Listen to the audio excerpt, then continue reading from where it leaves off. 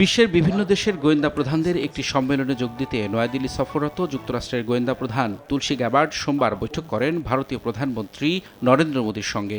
একই দিন এনডিটিভিকে দেওয়া সাক্ষাৎকারে বাংলাদেশ প্রসঙ্গে মন্তব্য করেন তিনি। ধর্মীয় সংখ্যালঘুদের ওপর নির্যাতন নিয়ে এক প্রশ্নের জবাবে তুলসী বলেন, বাংলাদেশে সংখ্যালঘু নির্যাতন যুক্তরাষ্ট্রের উদ্বেগের একটি মূল জায়গা জুড়ে রয়েছে। এর পরপরই তুলসী গ্যাবার্ডের মন্তব্যের প্রতিবাদ জানায় বাংলাদেশ। তার বক্তব্য উদ্দেশ্যমূলক উল্লেখ করে এক বিবৃতিতে অন্তর্বর্তী সরকার জানায়, এ ধরনের মন্তব্য বিভ্রান্তিকর এবং বাংলাদেশের ভাবমূর্তি ও সুনামের জন্য ক্ষতিকর।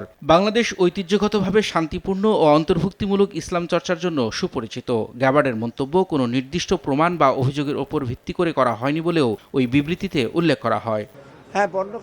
মঙ্গলবার সচিবালয়ে অর্থ উপদেষ্টাকে এ নিয়ে প্রশ্ন করা হলে জবাবে তিনি বলেন, তুলসী গ্যাবার্ডের মন্তব্য বাংলাদেশ যুক্তরাষ্ট্র অর্থনৈতিক সম্পর্কে কোনো প্রভাব পড়বে না। ওইসব মন্তব্যে আমাদের অর্থনৈতিক কোনো বহুপাক্ষিক সম্পর্ক বা দ্বিপাক্ষিক কোনো প্রভাব পড়বে না।